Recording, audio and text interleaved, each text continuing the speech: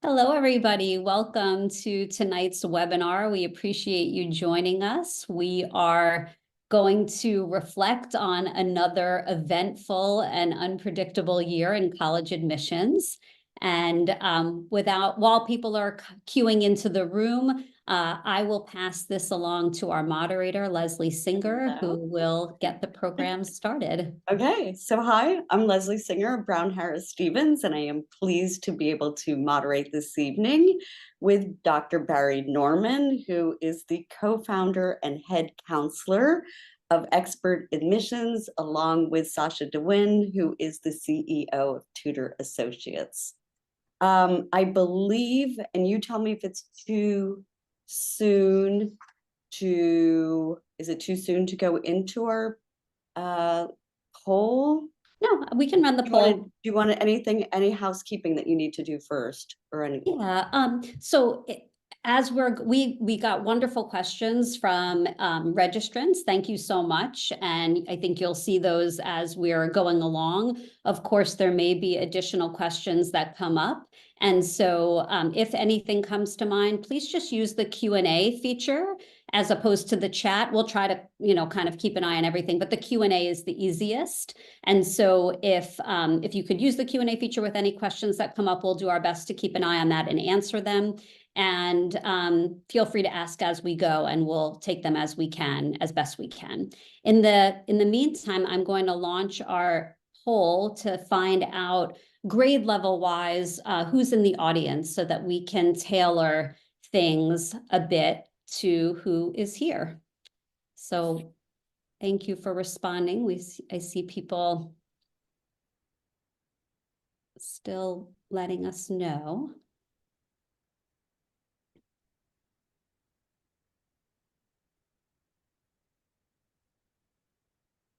All right, so it looks like we have around 45, 46% 11th graders, about 36% 10th graders, and then 9th and 12th graders, smaller numbers. So not surprisingly, mostly 10th and 11th graders, and that percentage is actually starting to get a little bit closer as more people respond. So we will keep that in mind with our responses. And of course, like I said, feel free to ask questions that are particular to your year as we go.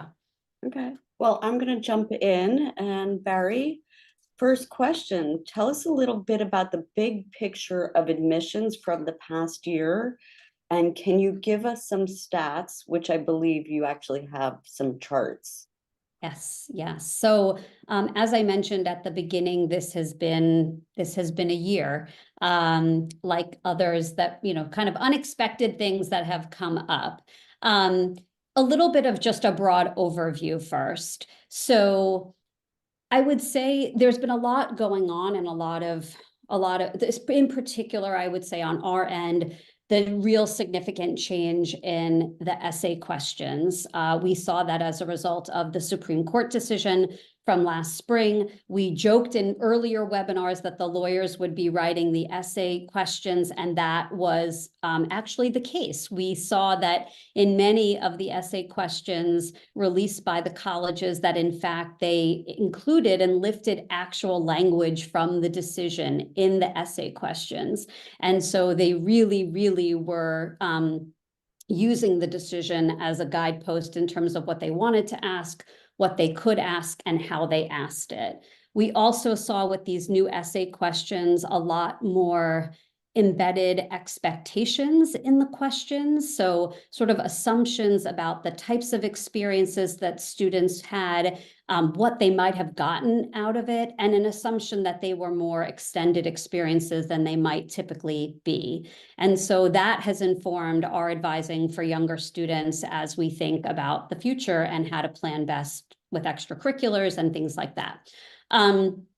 We saw obviously a continuation of test optional. We'll be talking about the pullback from that. Sasha will have a lot to say, but test optional was still technically in play. But as we've said on webinars prior, that was something that we knew was a possibility if needed, but was going to be plan B as opposed to kind of taking the pass. We always wanted to try to give scores when we could, as long as they were quote unquote good scores for a particular school.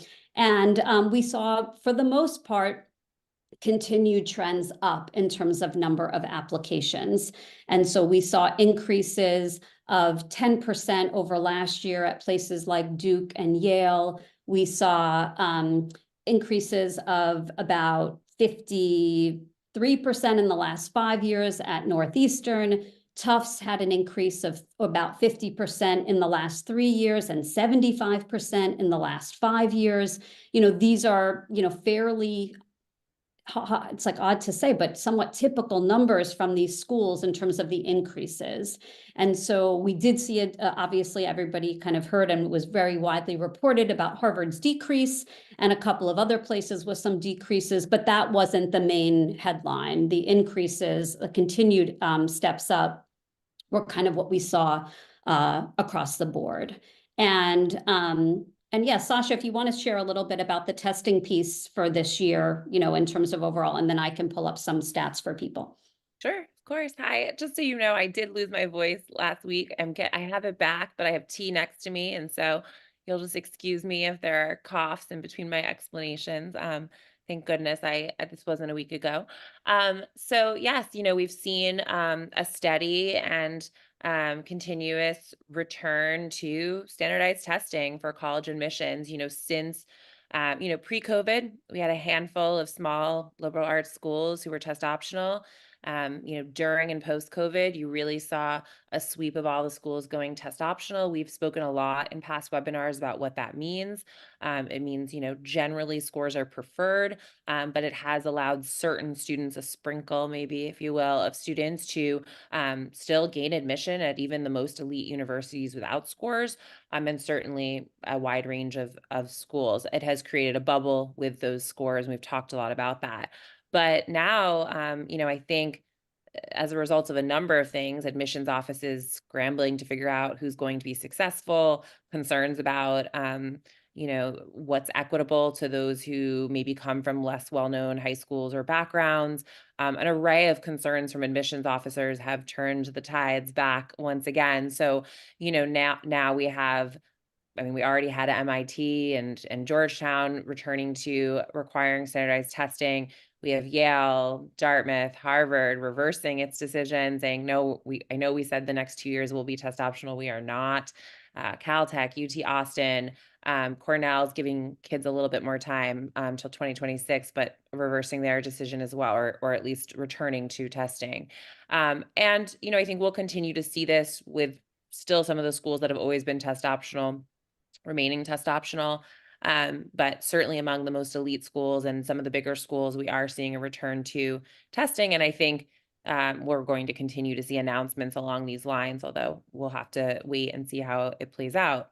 And, I'm not sure how much this has an impact on, our kids who were largely, as Bari and Leslie and I were just discussing, the plan has always been to send great scores.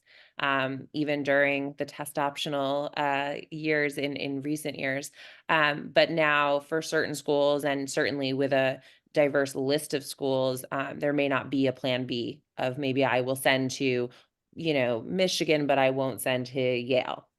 That's no longer going to be an option with a school like Yale requiring, and with other schools sure to follow. So we are sort of back to a whole new, or we're going to a whole new sort of era of admissions. And ultimately, I think this is maybe a more honest view of what we've already been encountering over the past few years, which is that top schools want to see scores, and they want to see excellent scores. And I think they're just being a little bit more honest about it now. So I'll always take a little bit more transparency, even if we have a little bit less choice. Yeah, I think like we were talking before is absolutely, and we've always said scores ideally. It doesn't mean though that you can't potentially have something work in your favor, and it gets harder the more selective the school is. Another thing also is that we've talked about on prior webinars is, those average or the mid 50% going up very high. That also reflected the reality of what scores you really needed, even though they were advertising wider ranges for the mid 50%. So like Sasha was saying, it really, in a lot of ways, it just sort of, it's like you can see what was really going on behind the curtain. And it's so interesting because not that long ago, they would say testing, told them nothing, and, and they would downplay it. And now once they took it away, now they say, oh, it gives us so much information. There's also things like grade inflation that has certainly gotten worse with the pandemic and hasn't never really recovered. And I think there are some, more sort of timely issues that are coming into play, but nonetheless, we're seeing it in the, here we go. Hold on. I want to show you here. We're seeing it in the numbers, right? So here you can see some of the numbers that I was mentioning. Yale and Duke aren't on this. I mean, Yale and wasn't on here, but you can see these are just pre-pandemic and post-pandemic increases, a number of applications. So just in the last 4 years, and no real movement, as you know, on the number of students that they're taking. And not, the absolute number. So we're seeing, again, the admit rates go down, but this is driven certainly somewhat by test optional, but we've seen over time these numbers go up, anyway. But they're really pretty striking, especially when you're looking at places that are experiencing close to 50% growth over 5 years. And like I said before, places like Yale and Duke, 10% year over year. Another bit that might be helpful is to look at admit rates.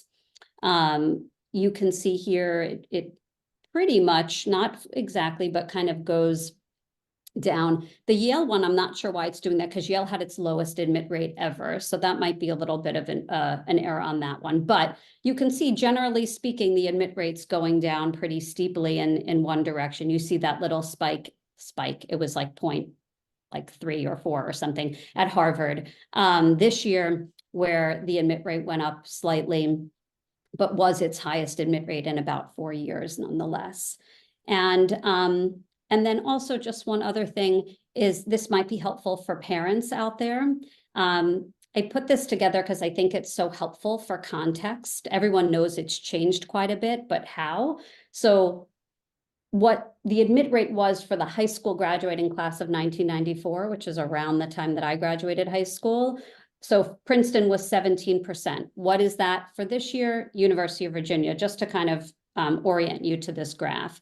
So when you look at MIT's rate of 30% in 1994, that's what Lafayette's admit rate is today for the high school class of 2024. And so this can just sort of situate parents a little bit of really just how much you need to reorient yourself, not necessarily that the numbers required or the scores required for certain schools today are the same as they were, although in many cases it is true, but just to get a sense of how competitive it's gotten really across the board. It's really trickled down, essentially.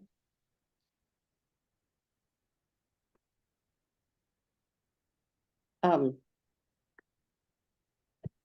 lot of information. Should I potentially move on to the next topic, which is very, very different? Has the recent campus unrest impacted students' choices for college? Yes, this is something that's come up quite a bit, particularly, well, over the course of this year, but particularly in the last couple of weeks. Certainly it's impacting students and families' perceptions of schools and what they're considering and where they're looking. Some people may have seen the Free Press article about Southern schools becoming more popular. This is a trend that we've been seeing over the last handful of years. This isn't particular to now, although we certainly may see a spike in the fall. My experience so far this year has been that this is something that has impacted more the direction that people are looking at who have juniors, as opposed to the seniors who are kind of in play and have been in play for much of, kind of the, controversy on campuses this year. So there will be certain students, of course, who are seniors who will choose different places as a result of what's going on. when we have the conversations with families, regardless of the year, a lot of people who feel bewildered about what's going on college campuses right now will say, well, school A is really bad, but then when they look to the peer institutions, they're really essentially much the same. And so it's hard for people to differentiate on which one is worse. Is one really better than the other? And just kind of leads to a bit more confusion and people feeling like, there are just tough decisions to make. Again, for seniors now, they applied certainly after October 7th, most of them, but they applied before things were going on the way they are now on campuses. So there will be students and families that will take this into account, as they should. And I think it's important to ask the tough questions when you get to campus. And I think a lot of seniors felt like, understandably, things would have simmered down when they were thinking about this in early and even when they were applying for regular.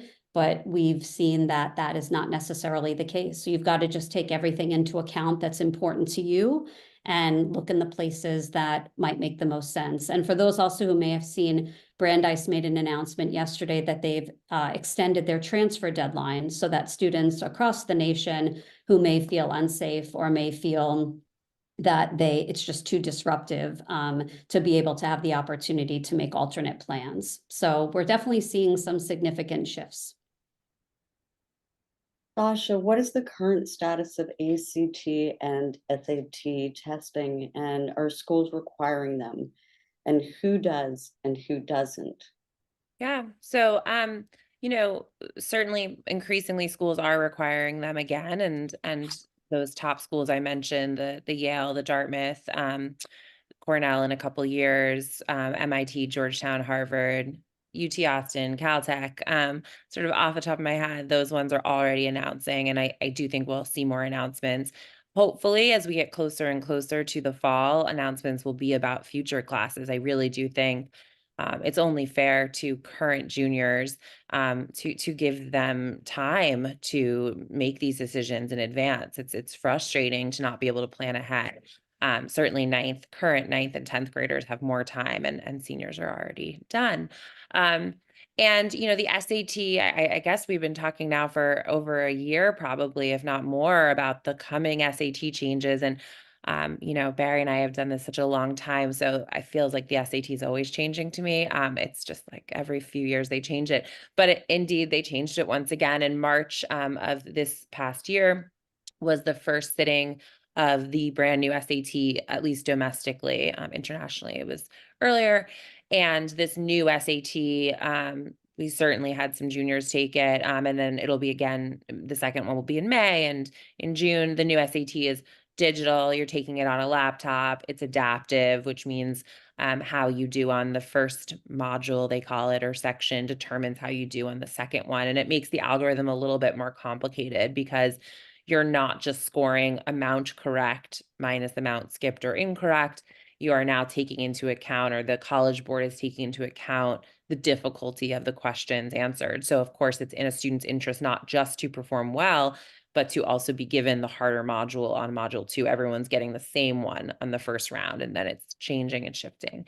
And the ACT, good old ACT, it doesn't, they announce a change and they go, never mind. Maybe we'll roll some things out slowly, but the ACT is really like that steady test that has changed just imperceptibly over the last 20 years. And so no changes there. It's, our kids are taking it, and obviously for I think obvious reasons, our current juniors have tended towards the ACT just because they didn't want to be guinea pigs on a brand new SAT. But we certainly have juniors who are taking the SAT, the brand new SAT. And then for our sophomores who are just now starting to think about, should I take the SAT or the ACT, which really is the first choice. The first choice is, which of these two comparable admissions tests should I pursue? And certainly for sophomores, the College Board just released more materials, I think yesterday. So of course, as these tests go on, the College Board releases more tests, they release more materials, there's more experience, there's more stabilization, kids are more likely to take it. So I expect that current sophomores will be a little bit more sort of amenable to the new SAT than the current juniors. Although I continue to think two things. One, it's case by case. Every child needs to make a decision. They should take a full-length SAT on a computer and have it scored, and an ACT, a full-length ACT on paper, because that's how it will be done. And certainly we proctor those and offer those. But, you know, those full-length tests should give you a sense of where you are. And sometimes it's really obvious right away where a child should go, which direction. And in other situations, it's not so obvious. And I always think there's a why behind the what. The what's the scores. The why is, well, why are the scores that way? Was it timing? Which on the ACT, the answer is yes, it was timing, because for the ACT, it's always timing. Was it stamina? Was it a lack of content knowledge in a particular area? Was it a pattern on the test that they didn't intuitively sort of understand? And some things are easier or harder to fix. And so I do really encourage our current sophomores to try each and to dig into the scores, not just look at the what, but the why, and then to pick a path and then really, like learning a foreign language, once you start on that path, you consistently work towards official dates. And we talk about this every webinar, but there's no right time to take these tests. There are kids who take it in the fall of their junior year. There are kids who take it in the winter of their junior year. There are kids who take it in the spring. I have kids waiting on accommodations, and we can talk more about accommodations, who are maybe even pushing it further back because they need that time. So the colleges won't be looking at which test you took. They don't have a preference, never did, don't now. SAT or ACT, it's about the scores. They don't have a preference when a child takes it. Fall of junior year, fall of senior year. They're not looking at the date.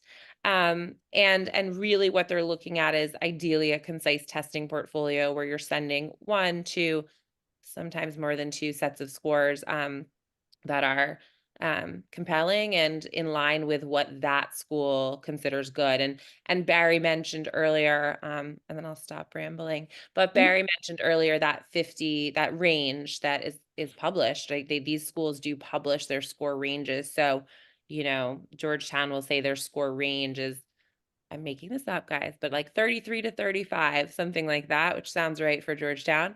And what Bari was referencing was that does signal admitted students were in that range. 50% of admitted students were in that range.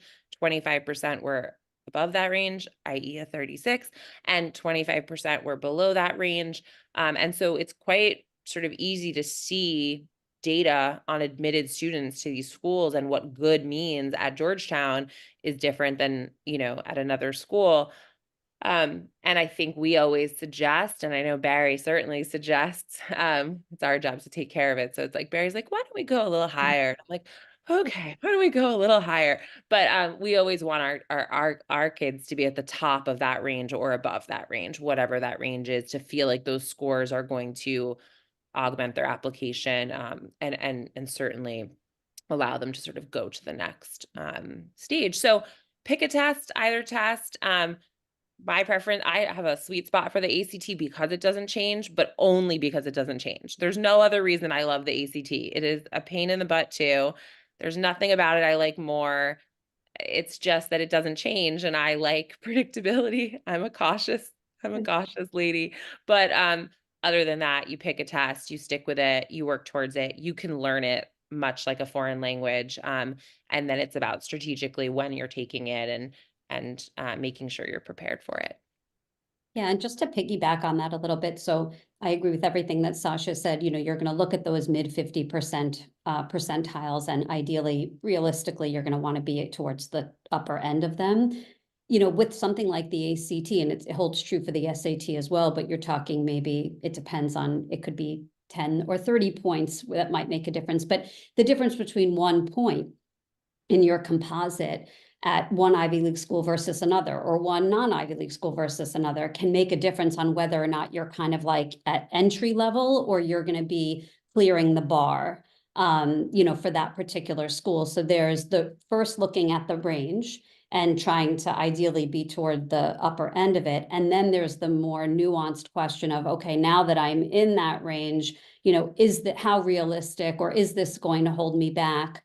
Or impact my candidacy in any way. And so there'll be other questions that you ask once you figure out, am I in range or not? But when it does come to the scores, it's going to move. It's a kind of a moving target depending on the school and the student. But it is the case that once you clear the bar, you've cleared the bar. So, if 35 is good enough, like, you don't have to go in 2 more times to get the 36. We'll let you know, like, you've cleared the bar good enough. It's not going to hold you back. Move on and focus on other things that actually can help you and will make the difference. Barry, you touched upon this a little bit earlier. Why are schools actually returning to testing? I think the truth is, like I said, behind the curtain, I think it was being used and they need it. I mean, the grade inflation is a big part of this, right? Like, it feels like, and it's not the case, of course, but it's not everybody has straight A's, but so many people have straight A's that becomes less instructive than it used to. And by the way, even when the grade inflation wasn't there, the scores help them weed out applicants. They have these, just tremendous applicant pools. They need to find ways to pare them down. And even though they're not going to say it out loud, there's a way to do it pretty quickly. And while there might not be a literal cutoff, there is a point at which a score is just too low, no matter what else is going on. There will be anomalies and exceptions, but you'll know if that might apply to you or not. And it's not just a broad group either. It really will be particular to individual students at individual schools. But they need ways to, and they shouldn't feel ashamed to say that. Nobody said it's perfect, but it's the best thing we've got. And so until there's something else, this is what is there. And now they say it actually helps them identify talented students. Interestingly, they haven't said anything about, they haven't said too much about, kind of other students in the pool, how it factors in. But we've known that they've been using it pre-test optional, post-test optional. It's just helpful when you've got so many applicants and you need ways to differentiate between them. Have any aspects of the application become more or less important? And are college admissions officers at elite schools looking for different things than they have in the past? So I don't think what they're necessarily looking for what I would call different things, but they absolutely are emphasizing things differently. The extracurricular piece has just become so central to the whole process. Of course, the academics need to be there. If the academics aren't there, nothing else is going to matter. So I want to be clear about that. But on average, about 80% of the applicants in any of the pools that our students tend to apply to are going to be academically qualified, meaning they can do the work if given the opportunity.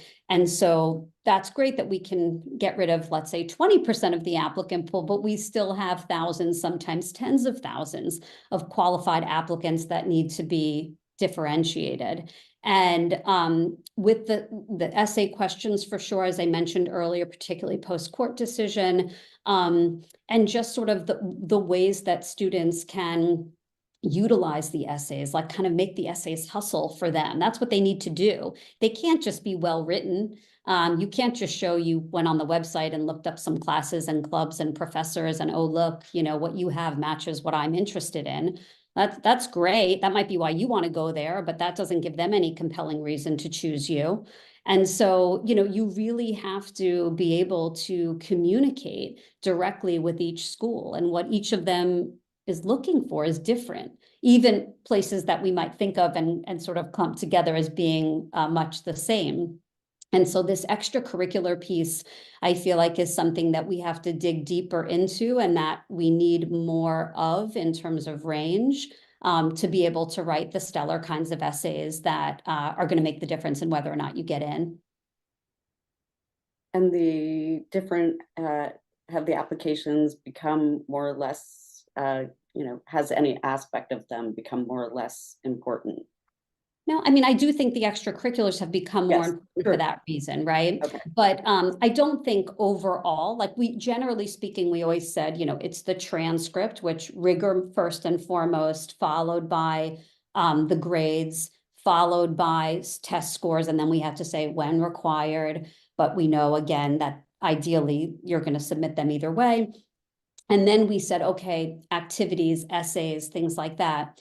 That is still true. But I think you have to remember that to really be part of the conversation at whatever school you're applying to, it doesn't matter how low or high the admit rate is, to be part of the conversation, the academics, and I include in the academics, if scores are submitted, scores there, they have to be there. And once they're there, you're kind of, that door's closed behind you, and now it's all the rest of it. So it's really true that the softer factors, so long as you can pass through door number one of the academic review, it's really these softer factors that, as we call them, that really are making the difference in the decisions. Not just what you do, but how you do it, why you do it, how it translates, how it comes together, how you communicate it in your essays, not just generally, but to one school versus another. They're each compelled by different things. That's why you don't just see somebody get into Harvard, Yale, and Princeton just automatically. They're looking for, yes, similar things in some ways, but they tend to be compelled by different kinds of profiles. It doesn't mean that the same student can't present well to multiple, but just like anything else, you adjust what you say and how you say it depending on the audience you're speaking to. And it's the same is true here. But I do think the extracurriculars have just become so central to what really, at the end of the day, moves decisions. And you touched upon this also before, but I'm going to ask it very directly for those that are listening. What does test optional really, really mean? And should students submit scores? I'll take this one, Barry, and then if you think so. I mean, and of course we still do have many schools who are test optional. I think this is where that sort of plan A, plan B comes in, which Barry and I were just talking about. Plan A is send scores. And different schools have released different statistics. Most have not released any statistics, as Barry has told us, but the ones who have, there's sort of variance among them about how many of the admitted students submitted scores. Sometimes it's 90% of kids are submitting scores. Sometimes it's 70% of admitted. Sometimes it's 50% of admitted students are submitting scores. So, every school has been different throughout this these years, but the preference for us, and as we guide students, is to send scores that are in line with your grades, with your academic profile. And again, as Barry says, that's just one door you pass through, and then the conversation really begins. I don't think the scores get you in, they get you in that door, and then the conversation begins. And that's where who you truly are and how you convey it, which is where Barry's, I think, just so supremely talented, comes into play. And so test optional means send great scores. And I know there was a question in the chat about, have scores been inflated as a result of test optional? Well, yes, people who don't have the scores are much less likely to send if they don't have to, as they should. And so you are seeing people only with the kinds of scores who should be sending scores. And of course that does inflate it. But among the most selective universities, these were always the kinds of scores that kids were sending. So in some ways, some things seem like they're changing, and they've always kind of been the same. In order to get into the most elite schools, right, we're talking about sending superb scores, a superb transcript, and then you get through door one and you're moving on to what Barry references the softer side of things. So test optional means plan A is send a test score, and plan B, actually, how about we'll do plan A, B, and C. A is send great scores everywhere. Plan B is send scores to some places and not to others, depending on what the scores are or who requires it. And plan C is you don't send scores. And every year there are kids who get into great test optional schools who did not send scores. And that is absolutely a possibility, and something that has afforded certain kids really amazing opportunities they would not have in a test required atmosphere. That being said, those are, again, more anomalous, and it depends on the school, and we are returning to an environment where that's less and less possible. I think with regard, it does depend where you're looking, right? It's always the case if you can, I mean, listen, it's just also you can have, there's more predictability to your results if you submit scores too. If you're a great fit, we can take that into account with predictability, but you're never going to be a great fit at every single school on your list. It won't work that way. And so in order to have that, broader predictability, the scores are super helpful. At the more selective schools, not surprising to see the announcements, and like Sasha said, shouldn't be surprising to see some more, in the future. At the same time, most colleges aren't in that position to be able to just be like, now we're requiring tests. It's been very good for business to be test optional at these schools, for most schools. And so it's harder for some schools to go back, and they won't. And then there will be some that just need to be able to do their job and to be able to bring in a class that seems to make sense for them. So I think we're going to see a mix going forward. But the more selective the school, and I don't think anybody's surprised at who has made these announcements. It's nobody that you wouldn't expect. I think just sometimes the timing of them. Harvard in particular, reversing an existing policy and late in the cycle, that was the surprising part of it. Not that Harvard suddenly said, you know what, we need scores. What would you say is a good score? And is there a difference between a 32 and a 34? I mean, I think this goes back to where you're applying, right? There are schools, which a 32 is going to have you clear that bar that Bari talked about. And there are schools for whom it will not. And so this is a really school specific question. And one of the things, I know it's early when you're a sophomore or even a junior, sometimes you don't know where you're applying. But it's helpful to have a sense of sort of what kinds of schools based on your grades and your interests and you might be applying to, because the answer is a 32 will not do it at a lot of places, and it certainly will at others. And a 34 will do it at some places. And even there, Bari will say, how about a 35 at certain places? So it really does depend on the school, and it depends on your profile. And fortunately, all that data is published. So it is somewhat clear certainly to me and Bari, it's clear. It's clear to us where those schools are and who those schools are. And actually some of the schools abroad who are different, and we'll get to AP exams and we'll get to all that. Some of them, like, St. Andrews will just say, you just need this score. They're so clear. They're like, anything above this is fine. The US schools don't say that, but they certainly give you a sense. And we know what will help you, kind of fit in and pass that, bar, clear that bar, if you will. Yeah, and also something, just another another point to kind of tack on to that is, we've been talking about composite scores for the ACT, meaning the average of the 4 sections. The more selective the school, the more cautious and careful you also need to be about individual section scores, that we don't just kind of look at the composite, the best composite. We don't just look at the super score. Like everything else, the more selective the school, the nitpickier they are. And so, yes, we care about the composite or the super score, but we also keep an eye on individual section scores as well.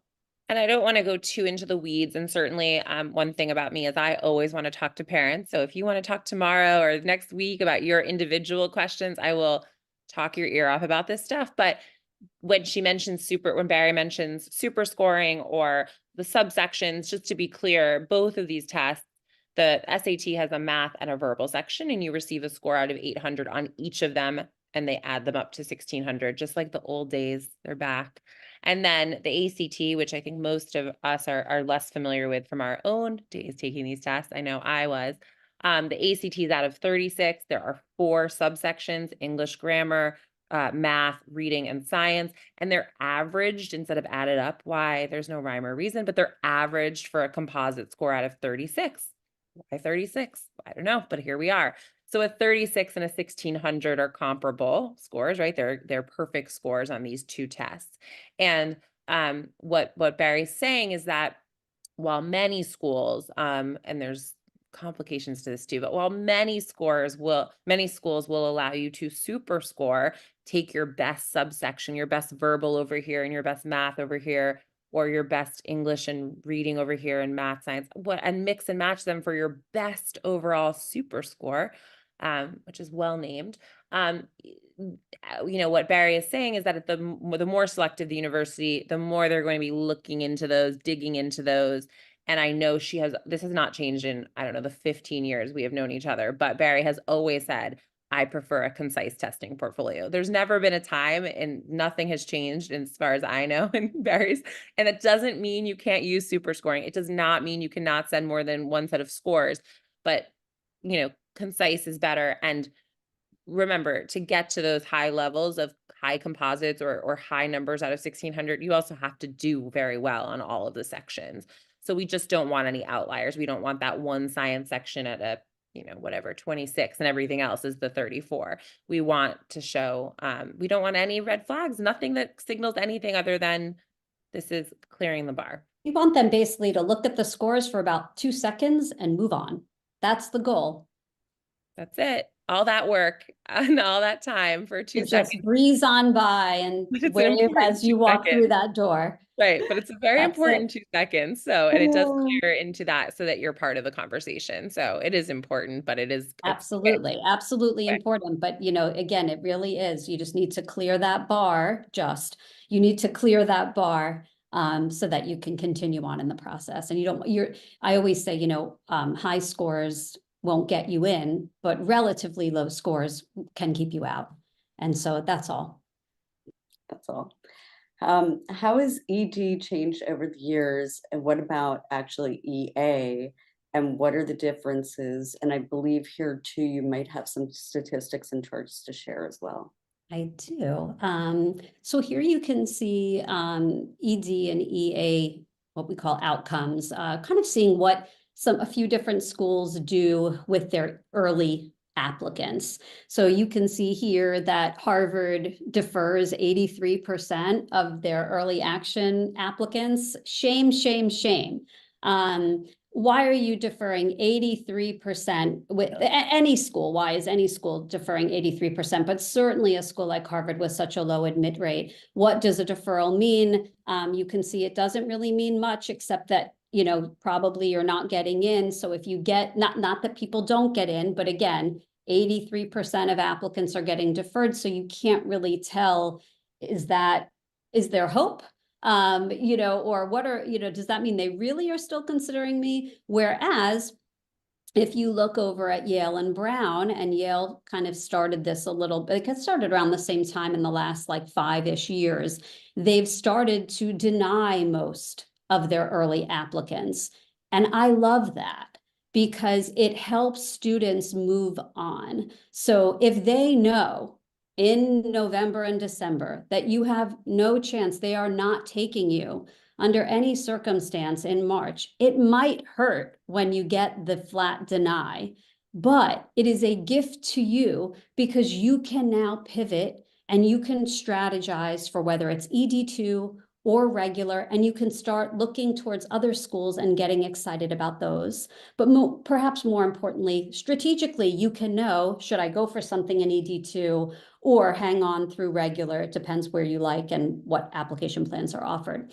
But the fact that places like Brown and Yale are denying most students, I again appreciate that. When I was in admissions, we would have decisions that would just be called defer to deny. And it was exactly that. We're going to defer the student now. We're going to deny them in regular. And when they came through in regular, we just would deny them as planned. And the thought was like, it's gentler to do that. And it was a different time, but it wasn't not the nicer thing to do because it kind of made people hang on when there was no hope for them. We literally just moved them through. They did technically go through committee, but in about 3 seconds. So if they know that they're going to do that, that's what they should do, even though it might not be the answer you want. It just helps you move forward.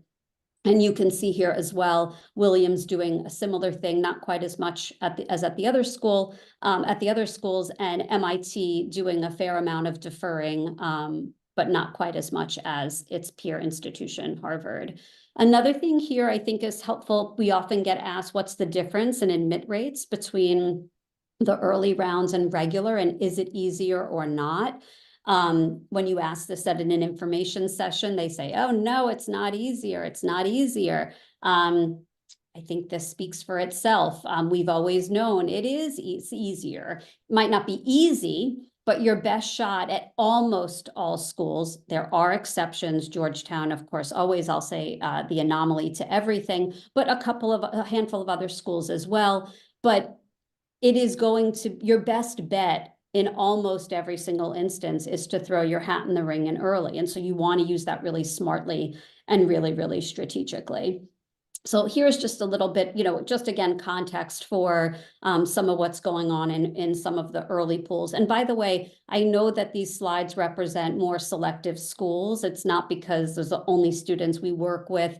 It's just not surprisingly, they're often the places that release the data and that the media and everybody are most interested in. So it's really what's available for this particular year, because it really is important year to year. So last year's data is available kind of for everywhere, but this is this year's data, which is most relevant to the juniors out there who are getting ready to apply, and just helpful for sophomores, because as you're getting to start thinking about the more specific things. Thank you.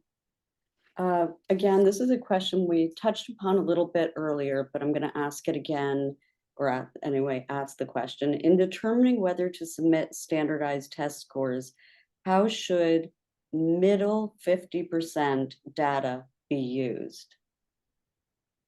I think, the most generic answer I can give, because again, it really is so particular, not only to each student, but then to each school that student is applying to, not just on the, looking at the academic piece, but how good of a fit are you, right? So there might be a place that's harder to get into where you can get in test optional even, than a place that's technically easier to get into, but because you're such a good fit and should be able to execute in the application and communicate that, your chances are actually better. So the most generic answer I would give is to look at that middle 50% and submit if you're on the higher end. There are so many, kind of nuances and particulars to that, but that would be the generic answer. And when do students, Sasha, when do students begin preparing for tests? When do they officially test? And is it ever too early to start? Yes, it's sometimes too early to start. I'll start with that. I just spoke to a wonderful 9th grade family yesterday. And I just said, call me in a year. There's just if all you do is develop your passions and do interesting things and sleep and get great grades, even in 9th grade, by the end of 10th grade, I'll be thrilled to see you. But there's a couple of reasons why it can be too early, and then I'll address when to do it. To some extent, I think of these tests as one piece content and skills, like you got to know math, right? A 4th grader can't do these tests. And one piece sort of patterns and procedures, knowing the ins and outs of every piece of this test, and then having a procedure. And every time I see a verb tested, I do this. Every time I see a variable in the answer choice, I do that. That's part 2. And then 3 is performance, which I actually think is understated. You need to perform under pressure. You need to manage those thoughts and those feelings that come with testing. You need to deal with the kid tapping his pencil next to you who's so annoying. You have to wake up early. You have to deal with the cold room and the clocks behind you and all that stuff. Although we do have watches, so you should have a special watch. But so the piece that is content, that first piece where you have to just know math and grammar, you just haven't even done the math yet in 9th grade, right? You really, most of our sophomores have just finished it up, and there are exceptions there too. So some of it is just that. Some of it is burnout. If you just start something and you endlessly do it, it's like adding another academic class, and there's a huge opportunity cost to prepping, and it's worth it. You need those scores, but you need to do that strategically. It's why so many kids use their summers, particularly before senior year, but before junior year as well, because adding another class detracts from your schoolwork, which is a bar we know you're going to have to clear. And it's important to your learning. So I would say that it's always a good idea sometime in the spring of 10th grade or early summer after 10th grade to diagnose. And by diagnose, I mean pick your test and figure out how far you are from your goals. I mean, every year there's a handful of kids who are so close to their goals and they're just like, we'll just take it and be done.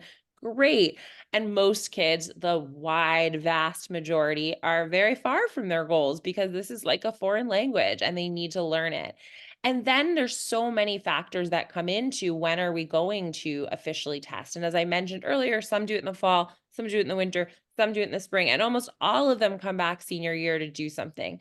And the reason they come back senior year to do something is because of that third piece, the performance piece. That's when they're rested, they're confident, they already have some great scores under their belt, and they just sort of knock it out of the park without a lot of prep or stress. And when I'm talking to parents about when to officially test, I'm taking into account so many different things. You know, some kids are away all spring at a program abroad or at the mountain school. Some kids have really intensive spring sports, but their summer and fall is wide open and they're ready to get down to business and they're pretty close. Some kids are waiting on accommodations. So each child is different, and there's no, and ignore your friends who are saying, oh, my kid did it, one and done, September of junior year, they're done. They're not done. It's like they have so much time, and they really have all the way through October of senior year to finish it. There's no rush to get the scores. You cannot go back and redo chemistry. You can't, if you don't do well in your chemistry class or your French class, or you can't go back and redo that. But the test, there are so many opportunities for kids to test. And I do think that once you get going prepping, my least favorite thing is like, we start, we stop, we take a little break, we come back to it, we do it, we don't do it. It's a foreign language. You start, you do it really consistently, and then you're done. And then maybe you take a long break and finish up your junior year, and you come back to it for senior year with or without tutoring, with or without, just maybe a little practice. So again, like Bari, there's the generic answer, which is like probably sometime junior year and maybe again senior year. And then there's the specific answer, which is that children have all sorts of different courses and needs and sports and summer plans and goals, and it's just really needs to be customized and tailored to your child's needs. And you need to think about when they're mentally ready, and you need to think about when they have the time to put in the work, because it is like taking on a sixth academic course. I do think that and I understand why people think it, that there's a knee-jerk reaction, because we would say, okay, I hear you, Sasha, it's gonna take a lot of energy and time and effort. So we wanna start earlier because there's such limited time. And if we start earlier, we can spread it out over longer and it will be less stressful. And that is actually very logical, except that in practice, and Sasha alluded to this before, there's just this burnout that will happen, that if you start a kid too early and they, also, by the way, I know it sounds like a little bit like extra, but developmentally, they're not ready often, and so you kind of just need you need development to happen. You need them to get a little bit more under their belt at school. You need them to become better test takers, like whatever. There's a lot of different things that go into it. But I often will see people who do really push and insist on starting early in 10th grade. And these are people who know they need a lot of prep. Their kid works for a long time. They hit a plateau because, again, developmentally, they're going to be at a certain point, and school content-wise, they're going to be at a certain point. And then they get frustrated and discouraged. And they're like, I've been doing this for 7 months and I'm only here. And it's like, if only you would have waited, they tend to burn out like right when we can start getting the best out of them. If you can grab your score at the beginning of 10th grade and you miss the window, you can grab it at the beginning of 11th. You can grab it at the end of 10th. You can grab it at the beginning of 12th. You're not going to lose it. It's not like this, thing that you grab for a moment and then it's gone. So what if maybe you could have grabbed it a few months earlier? But I really find that when kids start too early, they end up finishing later. actually, because they need a break and they spin their wheels for a little too long. We want this to be we want to minimize the stress, and we want to do it concisely, not just because that's what we want to present to the colleges, but we don't want the student to have to suffer through something unnecessarily either. And they have to keep an eye on their academics, and they have to do all the other things. So it's not like they all have all this extra time to have this on their plate for longer than need be. So the benefit of talking to your counselor, the benefit of talking to Sasha and her team, is they can help you identify when it makes sense. We tend to chime in on kind of when it's okay to stop, like it's good enough or it's not good enough, you need to keep going. We're often asking people to stretch a little bit more between administrations, because if you really do need a pop, like, why do you expect that in 3 weeks from now, when the next test is happening, that you're going to suddenly jump so significantly? Like, they're human beings, not robots. And so we all want to get this part over with. No offense to Sasha, I know she agrees with me. Yeah, We I do all want too. to get this part over with, but we got to do it right. And it's only over if we have what we need. So if you want to just kind of hurry it up and everything, but you can't get what we need, all it does is kind of add more stress and anxiety for the student. And I'll also say that that's one of the other reasons I kind of was offhandedly saying I prefer the ACT, because it doesn't change, which is the primary reason I prefer it. But the other thing about the ACT is I don't love the SAT dates. Like, this is a pretty arbitrary thing, but it's not arbitrary, because when you're talking about the first Saturday of May and the first Saturday of June as two of the main junior year those are very, very difficult times for an 11th grader to test. Psychologically, they are burnt out. They are busy with research papers. They often have cumulative exams. I mean, the juniors that I talk to are like, they're barely sleeping at that point. So my only advice is plan early. That doesn't mean you start early, and plan for your child. And the ACT is like, yeah, we'll give you February, April. I'm like, oh, I love a February, April. And then they give you a mid-June. And I'm like, yeah, maybe they have a week when they're back from boarding school to just like relax before it. So sometimes it comes down to just when these tests are offered. I love a July ACT. Like, what's your kid's not stressed out in July. And calm, confident, rested kids do better, because as Bari said, they're not robots.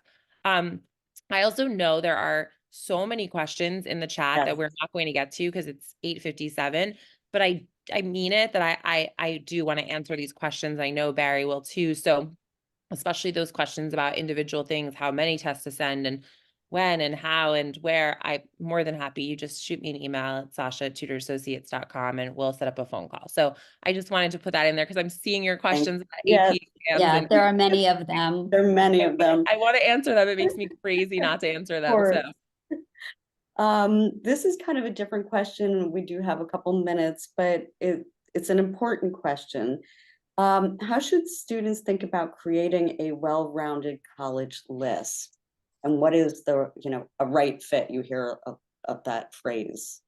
Yeah, it's a good question. I think there's two pieces there. One is about fit and one is about a list, and they're connected, of course. But I would say the way that you should start your search is to first figure out what you want versus what you need. And then once you've identified that, some of those things, the things that you need are going to be the deal breakers. The things that you want are going to be the things you're seeking generally in the schools. You'll come up with a list of schools through your own research, through talking to your counselor, talking to other people. You come up with a list. You're going to come up with a list that has certain things in common, right? The things that you've identified. You're also going to need a range. I don't think it's realistic to think that you're going to start your college list building and, very relatively quickly or in a short period of time, you're going to have this range of schools, of places that you like, that kind of reflect fit. I mean, this is a long ongoing process that happens over time.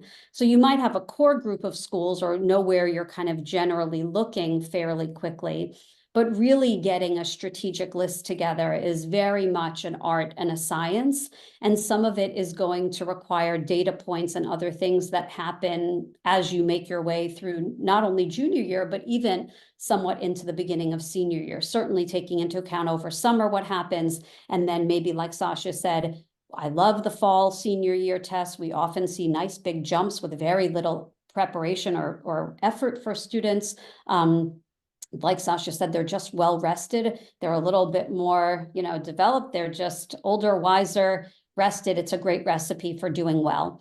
But you're going to then have to start thinking about how each individual school is different from one another. And that's something you have to also pay attention to as you're researching. But what you really have to keep in there is what you want and what you need. And then you have to start becoming familiar with the colleges individually to see if they think that you would be a good fit for their community. And a good fit has nothing to do with how much you think you fit, how much you want to go there, how well you could do the work. It has to do with how each individual admissions office pulls together a class. And that's something that we pay attention to and have paid attention to over the last 20 years of, but that fit piece, we don't always necessarily agree with it, but it is what it is. And so really becoming familiar with the schools and the kinds of students that they tend to find compelling. And again, I can give you examples of a student who isn't like the typical compelling profile for X or Y that got in. I can give you examples of everything, but you're talking about a strategy that you set out with before you know all the answers. And so the breadth is going to be important, the range is going to be important, and fit is king. If you don't fit, you can have the grades, you can have the scores, you can be really smart, and you can have a 0% chance at getting into a place that you're even on the high end of the range. So it's really important to get to know the schools and to get to know yourself.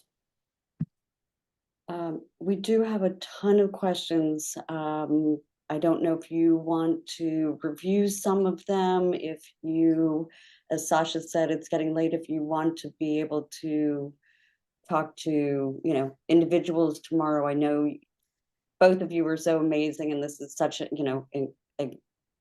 we're so appreciative of your time. So, you tell me. I think so many of the questions, not all of them. I mean, I see things about testing multiple times and APs Yes, and so do things I. like that. But and we can get, but I just think so much of this is personal to your child, and personal to your school list. So I encourage you to email us. I know Barry will send out a recording of this so that if you missed anything or you want to send it around, I know lots of people emailed me saying they couldn't make it live. But if you want to email me, excuse me, there's that cough, Sasha at tutораssociates.com. I think it's more productive to have those conversations about your individual child. Plus I love talking to moms and dads. So I can't help it. It's what I meant to do. So that's what, I would suggest, just because we have limited time, and Barry and I could do this for Hours. years, I hours, know. Yeah, years. hours, years, months, whatever. Well, I cannot thank you both enough. It is a wealth of information, and you always bring it with a very warm and inviting and non-threatening way. So you make it, just most appreciative of your time. So sweet. I will say Barry and I have done this a long time, and every year we have happy kids in happy sweatshirts where they're off to school. And it may seem scary, but our kids they do find their fit, and they do end up happy. So keep that hope. I have a 9-year-old and a 5-year-old. So I'm saying this to myself too. I'm like, they'll end up just fine. It'll be fine. I'll call Barry. But thank you, Leslie. You're always so lovely, and we so appreciate you. Yes, thank you so much. And the process actually, yes, it is complicated, unnecessarily so sometimes, but it can also be a lot of fun. So don't forget that either. Absolutely. Well said. All right. Have a good night, everybody. Thank you for joining us. Good night.